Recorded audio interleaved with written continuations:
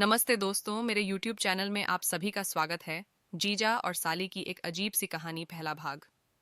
रहस्यमय पैकेट संदीप अपने ससुराल में मेहमान बनकर आया था। उसकी साली काव्या उसे हमेशा मजाक में उलझाए रखती थी। दोनों की नोकझोंक ससुराल वालों के लिए मनोरंजन का जरिया बन चुकी थी।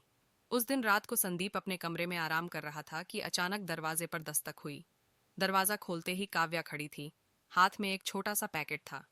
जीजू, इसे पकड़िए और खोलिए, काव्या ने रहस्यमय मुस्कान के साथ कहा। क्या है इसमें? संदीप ने संदेह भरी नजर से देखा। बस खोलिए तो सही, काव्या ने जिद की। संदीप ने जैसे ही पैकेट खोला, उसकी आंखें आश्चर्य से फैल गईं। अंदर एक सुनहरी चाबी थी, जिसके ऊपर सीक्रेट रूम लिखा था। दूसरा भाग, रहस्य की चाबी। ये चाबी कहाँ की है? संदीप ने पूछा। काव्या हंसते हुए बोली, चलो मैं दिखाती हूँ, लेकिन डरना मत। रात के अंधेरे में दोनों धीरे धीरे हवेली के पिछले हिस्से की ओर बढ़े। वहां एक पुराना दरवाजा था, जिस पर झंग लगा हुआ था। काव्या ने चाबी से ताला खोला और दरवाजा चरमराती आवाज के साथ खुल गया। अंदर घुसते ही संदीप चौंक गया। दीवारों पर पुरानी तस्वीरें लगी थीं और बीच में एक लकड़ी का संदूक रखा था। ये क्या है? संदीप ने हैरानी से पूछा। हमारी दादी के जमाने का एक राजा, काव्या ने कहा।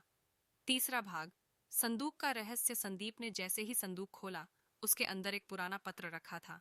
पत्र पर लिखा था, जो भी यह संदूक खोलेगा उसे हमारी आखिरी इच्छा पूरी करनी होगी। पत्र पढ़ते ही अचानक हवा तेज हो गई और कमरे की मोमबत्तियां बुझने लगीं।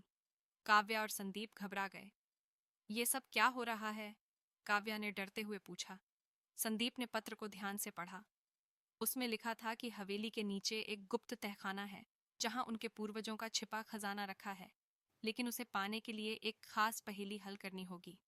चौथा भाग, तहखाने का सफर। पत्र में लिखे निर्देशों के अनुसार दोनों हवेली के पीछे बने पुराने कुएं के पास पहुंचे। कुएं की दीवार पर एक पत्थर उखाड़ते ही अंदर जाने का रास्ता खुल गया। अंदर जाते ही उन्हें एक बड़ा कमरा दिखा।